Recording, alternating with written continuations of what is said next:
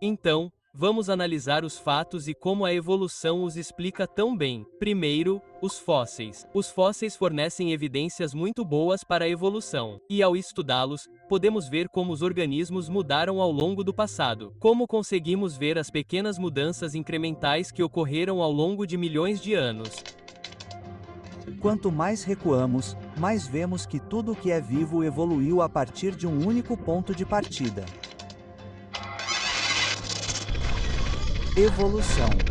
Conseguimos ver todas as mudanças incrementais. Os fósseis fornecem evidências muito boas para a evolução. Sim, foi isso que me ensinaram na escola também. Mas o registro fóssil é realmente uma boa evidência para a evolução? Perguntei ao Dr. Gunther Beckley, um especialista em fósseis. Ele descobriu 180 novas espécies no registro fóssil e publicou mais de 160 artigos científicos. Muitas vezes, acredita-se que o registro fóssil é um grande suporte para a teoria de David. Na verdade, esse não é o caso. A teoria prevê mudanças lentas, mas o registro fóssil mostra mudanças rápidas. A teoria prevê que novas formas se acumulam pela adição de pequenos passos. Mas o registro fóssil mostra que eles surgem do nada, de repente. Vamos começar com o surgimento repentino mais famoso de formas de vida na história geológica, a explosão cambriana. O geólogo Casey Luskin explica. Quase todos os principais filamentos animais vivos aparecem abruptamente no período cambriano, em uma janela geológica de 5 a 10 milhões de anos. Na explosão cambriana, vemos muitas plantas com corpos diversos surgirem sem nenhum precursor evolutivo direto. Na verdade, um livro didático de zoologia de invertebrados diz que os filamentos animais parecem totalmente formados, de modo que o registro fóssil não ajuda em nada na compreensão de como essas espécies e esses diversos planos corporais surgiram. Mas a explosão cambriana é a exceção, porque geralmente ouvimos que o registro fóssil demonstra claramente que os organismos não aparecem de repente.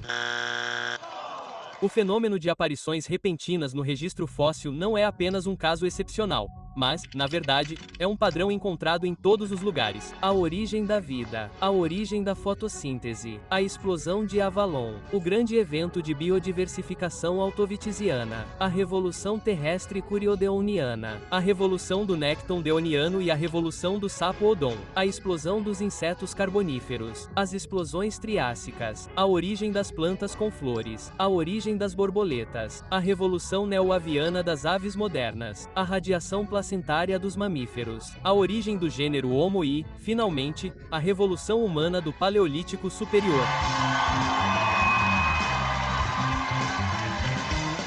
Essa é uma lista séria de grandes saltos no registro fóssil. Se você olhar a literatura técnica, podemos ver referências a uma explosão de peixes, uma explosão de pássaros, uma explosão de dinossauros, uma explosão de mamíferos e até mesmo a origem do nosso próprio gênero Homo tem sido chamada de teoria do Big Bang da evolução humana porque vemos em todo o registro fóssil diferentes tipos de organismos aparecendo abruptamente sem essa mudança gradual que a teoria de Darwin previu. No meio do período carbonífero, encontramos os primeiros insetos voadores.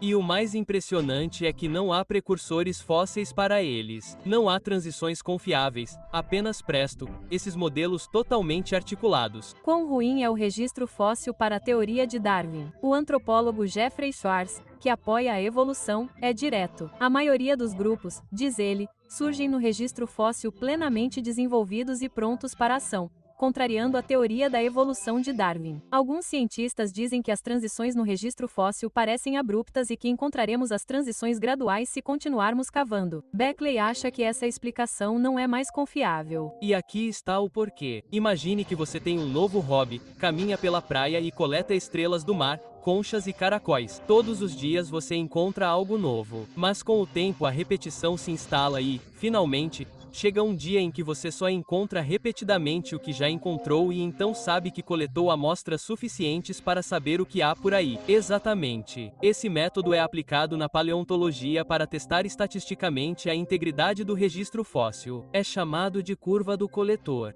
Na maioria dos grupos de organismos, sabemos que o registro fóssil é suficientemente completo para ter certeza de que as lacunas que vemos não são artefatos de subamostragem ou de um registro fóssil incompleto, mas, na verdade, dados a serem explicados. Alguns evolucionistas basicamente admitem que os muitos fósseis de transição esperados não existem de fato. Eles argumentam que os registros fósseis simplesmente não tiveram tempo suficiente para registrar as transições. Essa foi a visão de dois importantes evolucionistas que propuseram uma teoria chamada equilíbrio pontuado, que dizia que basicamente as espécies mudam tão abruptamente que não tem tempo suficiente para deixar nenhuma forma de transição, e foi assim que eles explicaram a falta de formas de transição no registro fóssil. Mas o equilíbrio pontuado tem um problema. Se as principais transições realmente ocorressem rápido demais para serem capturadas pelo registro fóssil, haveria ainda menos tempo disponível para que erros de cópia genética se acumulassem em características benéficas, e a teoria da evolução já enfrenta uma enorme crise de tempo. Quando fazemos cálculos matemáticos usando métodos padrão de livros didáticos de genética populacional,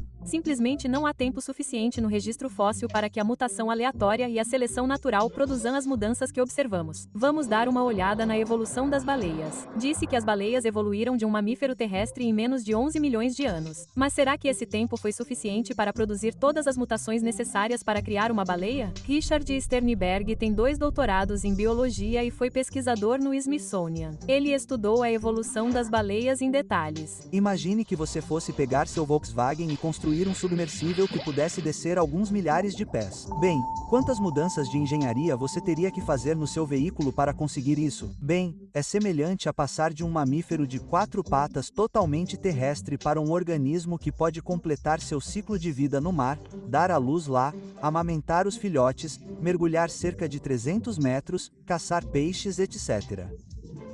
Quantas mudanças estamos falando aqui? Eu diria que de 10 mil a 20 mil características a mais tiveram que mudar.